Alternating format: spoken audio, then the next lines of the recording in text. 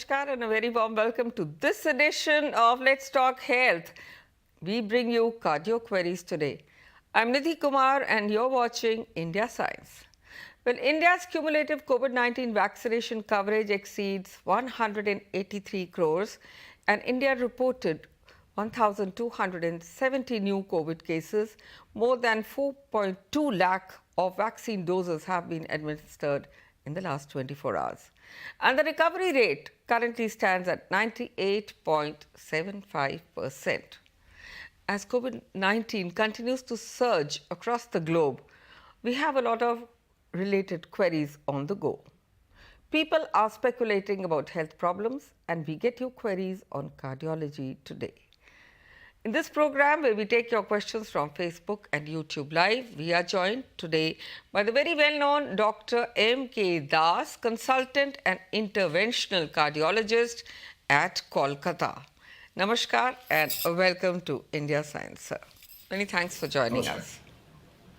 My first question to you, sir, is what is some advice for cardiac patients, especially those who are undergoing COVID-19 treatments, or what is the protocol now followed at your hospital? Please name it also and let us know what kind of extra facilities are there in the event of another surge, as we are seeing in global countries, of the BA.2 variant. Yeah, as you know that the COVID-19 has been a menace in last 2 years, but somehow or other, the Indians, have actually taken care of the disease in a very positive way, and we could overcome the disease to a great extent. Though there has been very much inequality in recent times, in last 2 years, of course, but that could not deter us from following the various protocols, as well as also undertaking the various diseases, especially the cardiovascular diseases. Now, as per the protocols are concerned, these are as usual. This is the national policy, and that national policy has been followed up ritually here as well. That you have to maintain the distance of 6 feet. You have to take care of the hands and nose and eyes by taking the help of the sanitizers, as well as washing after these parts are exposed to some possible COVID COVID areas. So, and thirdly, of course, the vaccination part is very important, because vaccination has actually given a lot of safety, and it has saved many lives, because of the fact that the immunological reactions that has been there after the vaccination, that actually resulted in more resistance power to face the COVID in a very effective way. So that's how the protocols that were followed.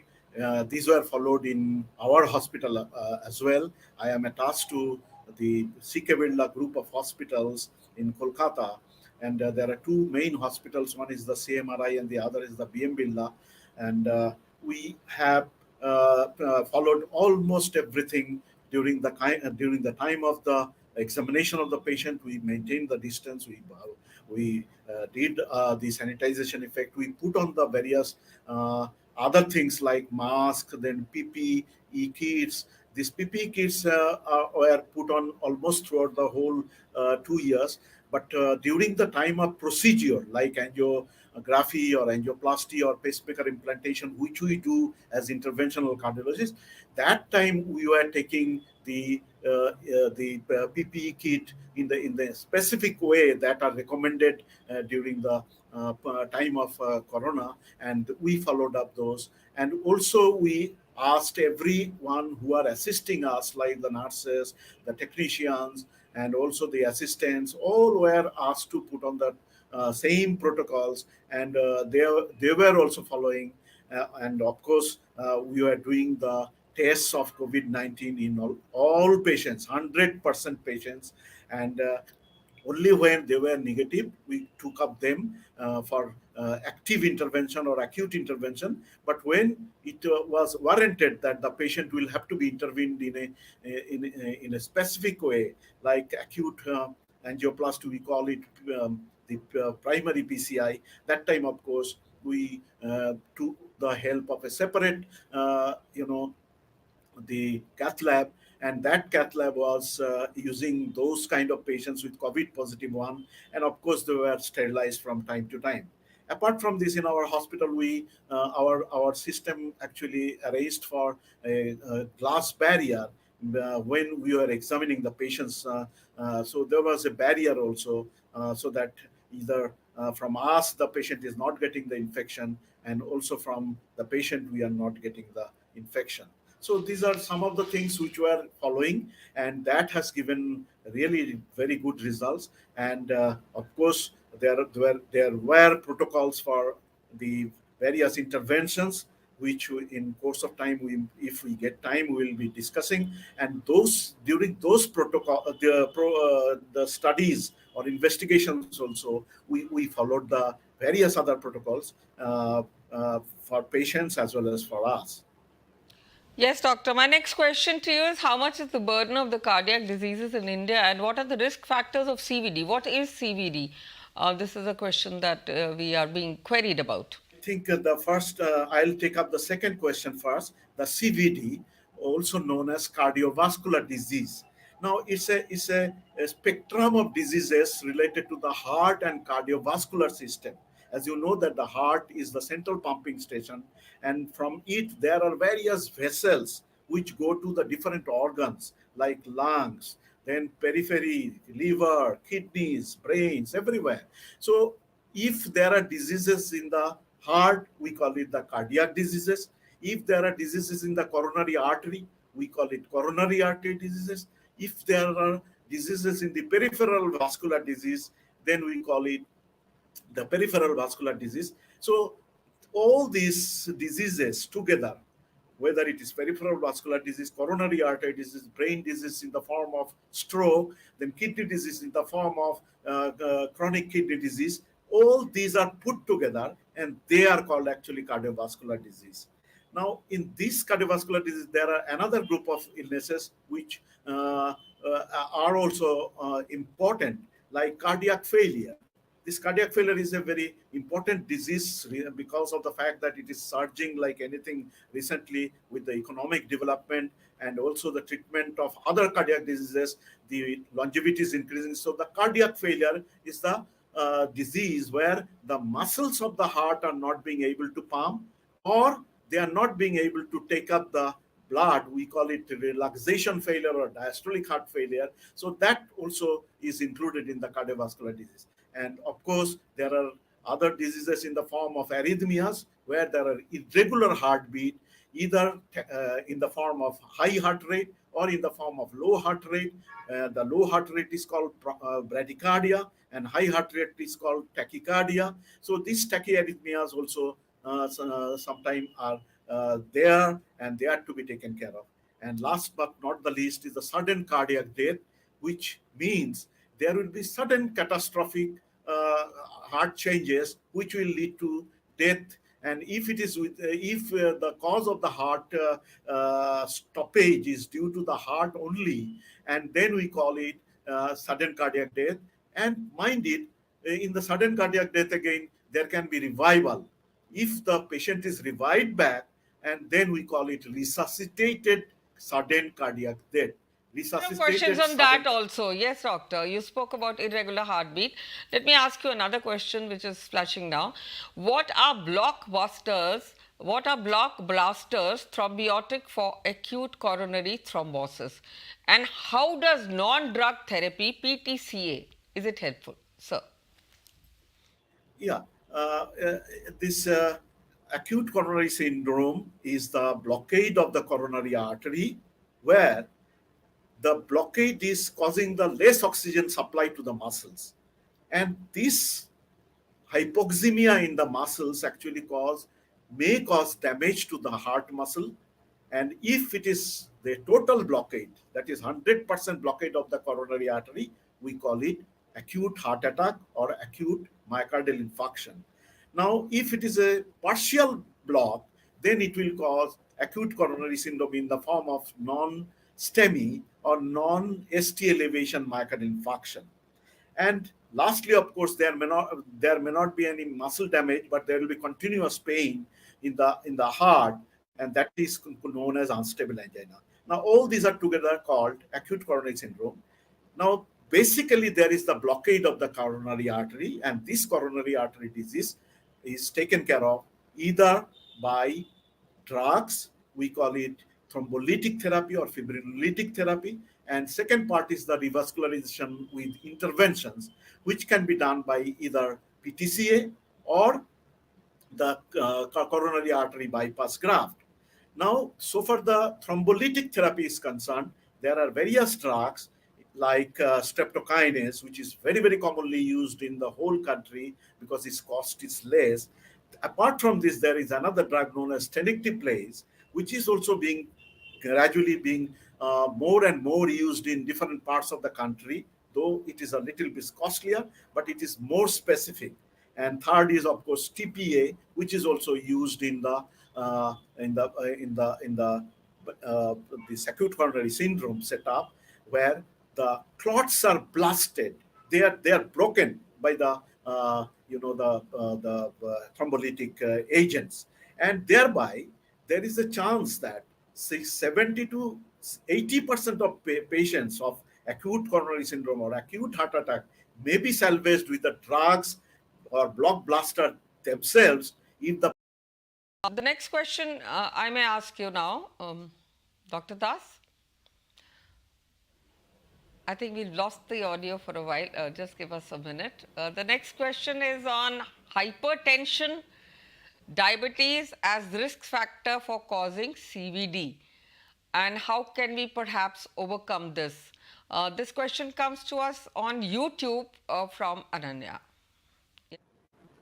Okay, that's this is a very, very important facet of the whole issue of the cardiovascular disease. There are many risk factors like hypertension, diabetes, smoking, stress, uh, sedentary life, and also the high serum cholesterol level. So all these are called risk factors which precipitate the coronary artery disease or cardiovascular disease. Out of these two diseases, what Ananya has mentioned is number one, hypertension, and number two is the diabetes mellitus. Now, for the hypertension, the burden is very, very severe, and almost 28% in urban population, and 12 to 14% of rural population are suffering from hypertension. Same way, in diabetes also, almost 20% in 20 to 22% diabetics are there in the urban population, and in the rural population, almost 11 to 12% populations are there. Now, interestingly or alarmingly, both the diseases are not diagnosed in a good number of patients. Hardly 40 to 50% patients are diagnosed. And out of these 40 to 50% patients, possibly only 30% will be treated. And out of this total number, again, again, uh, the number of people, those who will be controlled, will be having controlled BP is to the range of 10 to 15%. So it's a very, very dangerous situation.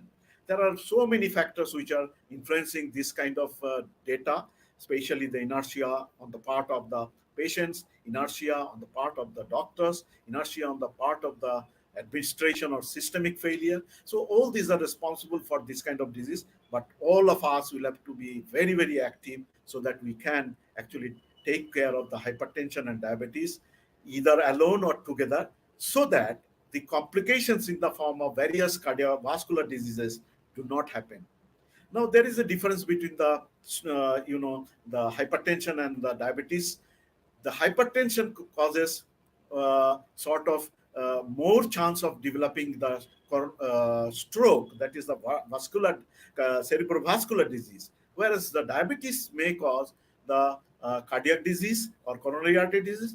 It can also cause the kidney disease and peripheral vascular disease. So it's a sort of multi-systemic disorder which happens with the diabetes. That is why diabetes is a silent killer, and hypertension is also silent killer, but it is much more manifested because of the symptoms that arise much more earlier. Yes, doctor. Thank you so much for those insights.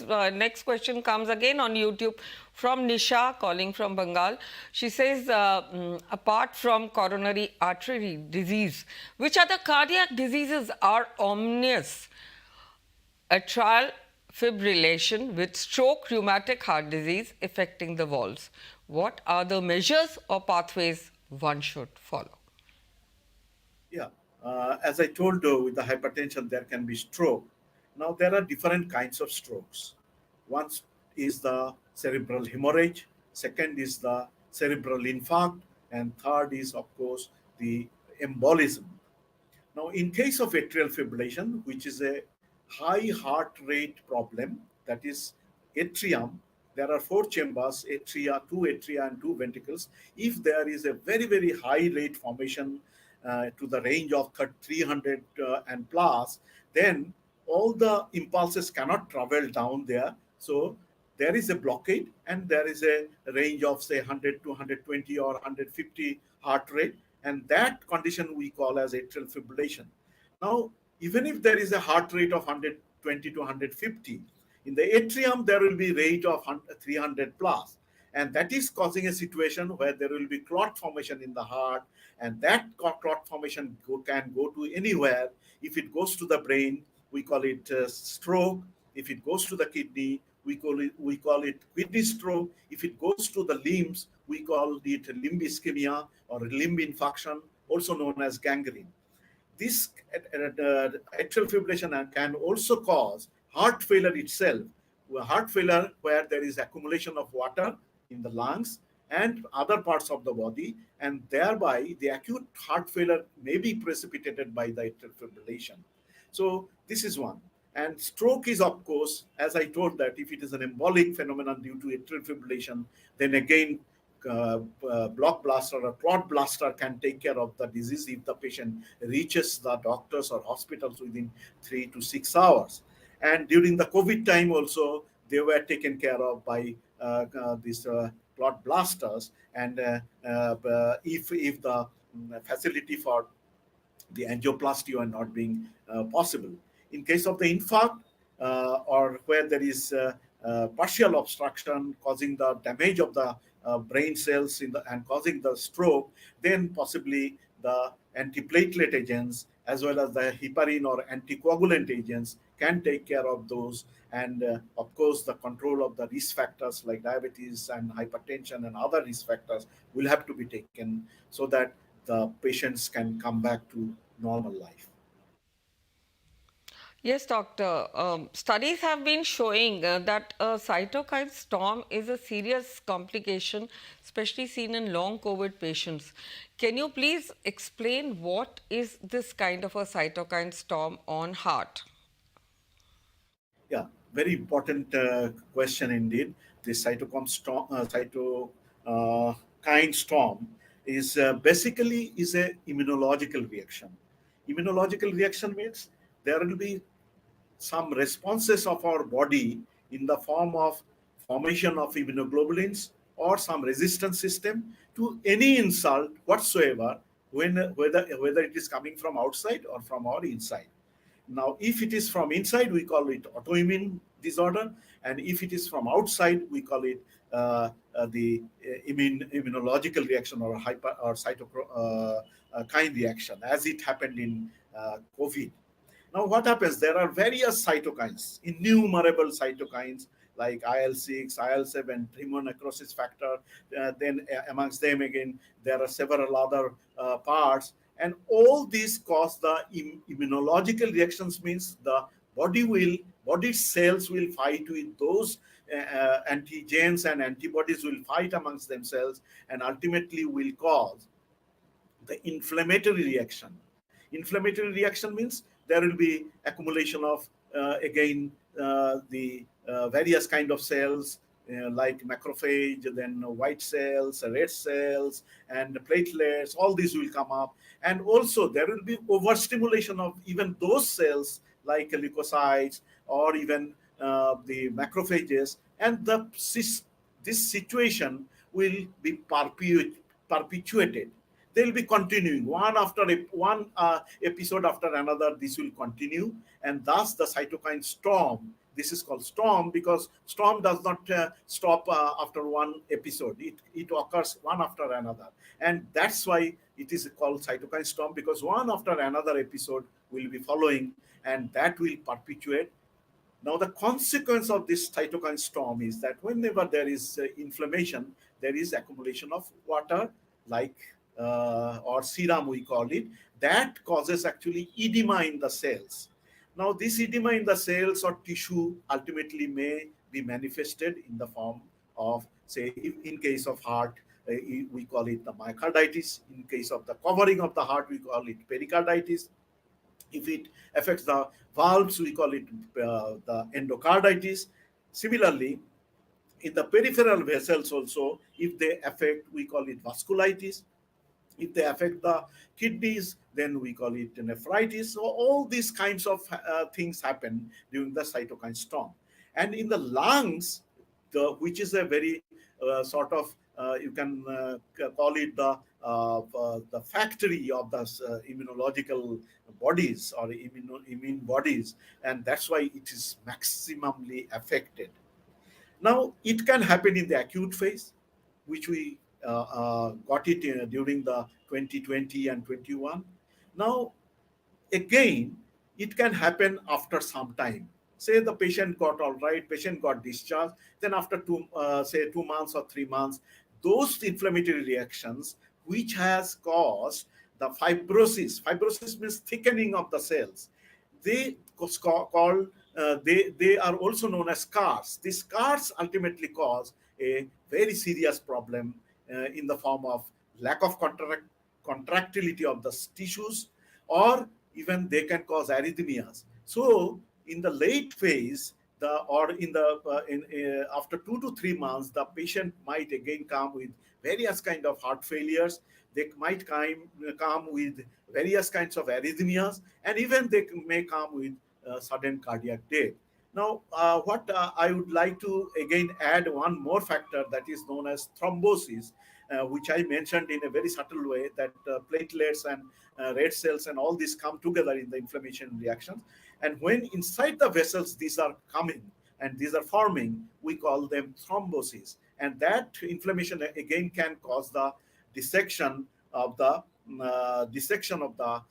coronary artery. So that can cause actually dissection of the coronary artery and coronary thrombus, or even the strokes, even due to the immunological reactions, whether in the acute phase or in the late phase. Yes, doctor, very well explained. My next question to you is that even though long COVID is somewhat related to primary, respiratory diseases, a lot of patients develop severe cardiac symptoms with hypertension, as you mentioned. So, what is your experience with intra-aortic balloon pumps, or ECMO, or ventricular assist devices? What is your advice to patients that these devices are helpful? How does one go about using them? Yeah, first I'll come to the hypertension part. In the long COVID, what has happened? Another thing that has happened over the last few months or so, we have seen that there is a factor known as stress factor, which is playing havoc in the COVID patients, including the health workers. Also, same thing happened. So that stress actually increases the high pressure, and that can be manifested in the form of hypertension. Now, so for the various assist devices like the Iabp or ECMO and all these are concerned, these are required in very particular group of patients. Say, for example, the patient is having very much intractable pulmonary failure or ventilatory failure. Then, in that case, the ECMO can be of help, or in fact, they have become very much useful. Many patients survive after ECMO use, and this can be again used in the heart failure patients caused by COVID. Now, IABP is a different thing where actually the diastolic pressure is reduced by putting a balloon in the aorta, and that intra-aortic balloon is actually augmenting the diastolic flow in the heart, in the coronary arteries. That's why when the heart attack, acute heart attack occurs, and if the heart attack is causing the high, what is known as the acute cardiogenic shock or low BP problem, then in that case the IABP becomes helpful, and especially during the angioplasty period, because that thing cannot be taken care of by the angioplasty with the low BP, where the aid like IABP or even ECMO can take care of the patients during that very emergency situation, and ultimately they can be bailed out after the angioplasty. So IABP and ECMO are in very advanced state, and hypertension occurs due to the stress factor in the very initial phase or even during the long COVID disease. Yes, doctor, we have lots of questions, but unfortunately, we have less time. My next question is, what are congenital and rheumatic heart diseases which are prevalent in India? And could you suggest something perhaps for strengthening of heart muscles?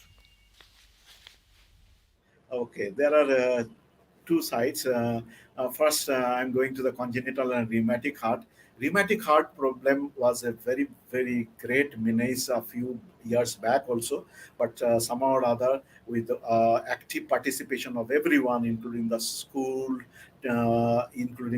teachers, including the parents, then we could convince that and also the health administration. We could convince that the upper respiratory tract infection with the beta streptococcus hemolyticus, if it is taken care of early, then rheumatic heart disease can be prevented, and that's why the rate of rheumatic heart disease has really come down lately. Now, rheumatic heart disease causes valvular disease. So we are getting the rheumatic heart disease induced valvular heart disease even now, and we are taking care of them with various interventions like balloon valvuloplasty or valve replacement or like that. So rheumatic heart disease is still a problem, though we have won it to a great extent. Now, another thing was congenital heart disease. Is congenital, as the name suggests, that it starts with the life when it is beginning. That is, it really happens even inside the when the baby is inside the womb. So that these are mostly familial diseases, or the diseases where there is consanguineous marriages, and there happens the congenital heart disease. It can be of different types in the form of cyanotic heart disease, where there is a blue baby, and a non-cyanotic heart disease or cyanotic heart disease, where there is more of admixture of blood with hypoxemia and all, lot of cough and cold occurs right from the childhood level, and if they are diagnosed early, they can be taken care of with various interventions, which are very much available in our country, and we are doing our doctors are doing excellent job in taking care of both acute